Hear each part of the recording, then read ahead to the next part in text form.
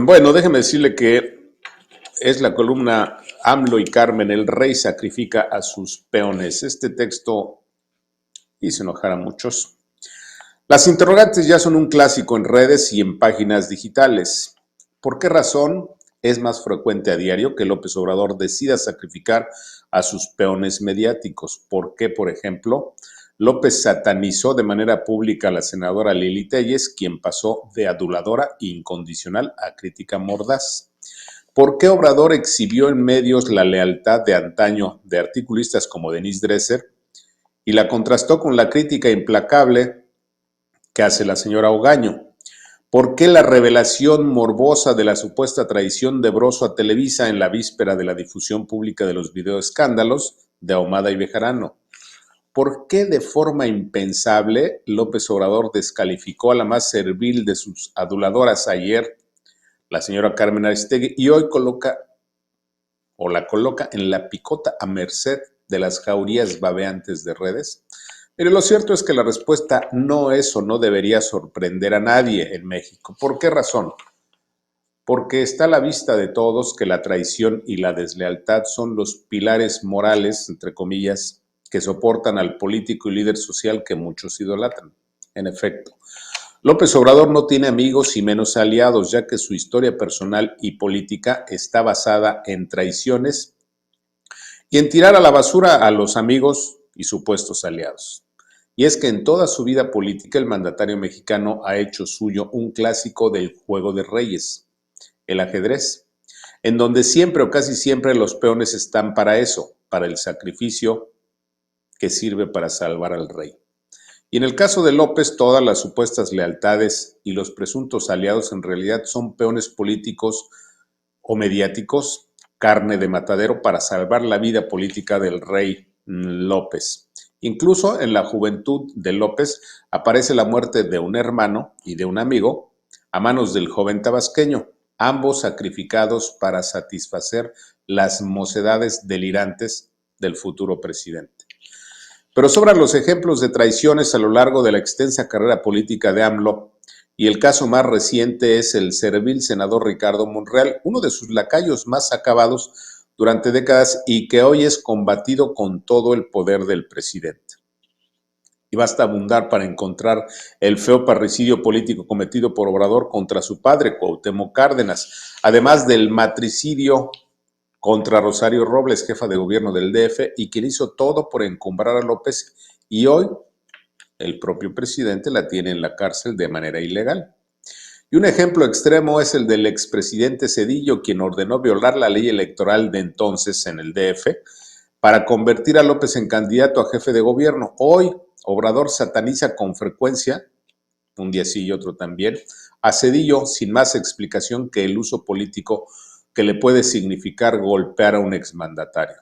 Pero existe otra razón que explica el tamaño de la traición de López Obrador a sus otrora incondicionales peones mediáticos. Se trata de la poco conocida versión política de la tercera ley de Newton, la física como arma política en efecto. Primero vale recordar la mítica tercera ley de Newton que dice, palabras más, palabras menos, a toda acción corresponde una reacción igual pero en sentido contrario. Traducida a la política, esa ley física dice que a toda acción política corresponde una reacción del poder igual, pero en sentido contrario. ¿Y cuál es la acción política que desencadenó la furiosa reacción de Obrador contra sus peones mediáticos? Poca cosa, el escándalo de moda, la revelación de las tranzas del primogénito de Palacio, que se han convertido en un verdadero estallido nuclear en torno al gobierno y al mandatario, quienes son vistos por millones de mexicanos no solo como integrantes del peor gobierno de la historia, sino como los más mentirosos y más ladrones de la historia. En otras palabras, resulta que el tamaño del escándalo y la magnitud del daño causado a la imagen presidencial entre buena parte de la opinión pública han obligado al Palacio a una reacción también inédita y extrema. ¿Y qué mejor control de daños que llevar a la picota a la otrora incondicional y servil Carmen Aristegui? Por eso la pregunta reiterada, ¿dónde quedó la supuesta lealtad que debe López a la más servil de sus aplaudidoras? Lo cierto es que aquellos que creen en la lealtad, la bondad o las buenas intenciones de López están en una o más de las siguientes definiciones: ingenuos, bobos o idiotas. Y el tiempo se los ha confirmado todos los días. Al tiempo. ¿Qué le pareció? Vamos a compartirlo, ¿no? Digo. Concepción Villanueva Conchita, le mando un gran abrazo. Gracias por el superchat. Jaime Jordán, gracias Jaime por el superchat. Maestro, estoy al 100 con usted, pero hay que cambiar la táctica. Van 3 años y no pasa nada. Hay que ser sin vergüenza como él. Yo no estoy muy de acuerdo con eso. De hecho, no estoy nada de acuerdo con eso. ¿Sí? Jaime, mire, aprendí hace muchos años de mi padre 2 de las grandes lecciones. La honestidad siempre paga bien y la verdad siempre paga bien. Siempre pagan bien.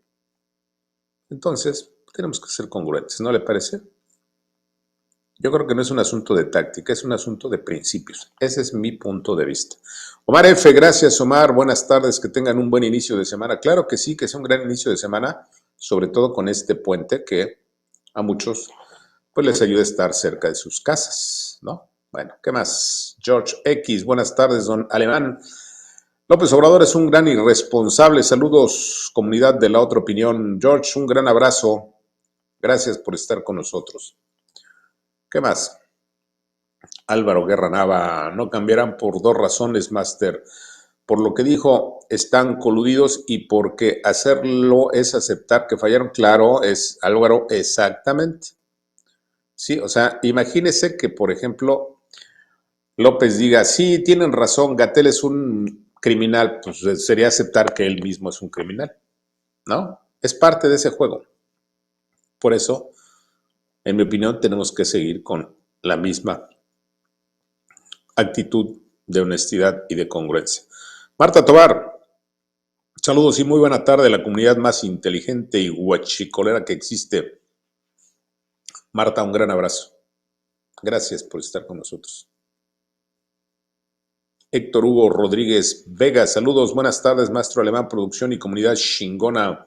El mamarracho demente López cada día está más desencajado y peor, cínico y demás, justificándose y solapando todas las idioteces. Sí, la verdad es que cada vez tiene un problema más serio de personalidad y en mi opinión va a terminar completamente pues listo para el, ¿no? Ya sabe, el manicure.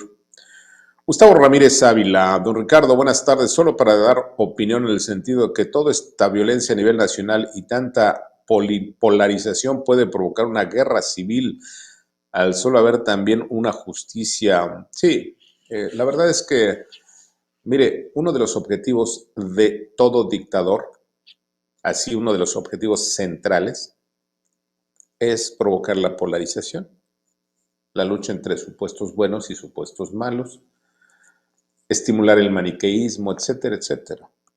Pero si nosotros actuamos de manera inteligente y congruente, lo podemos evitar.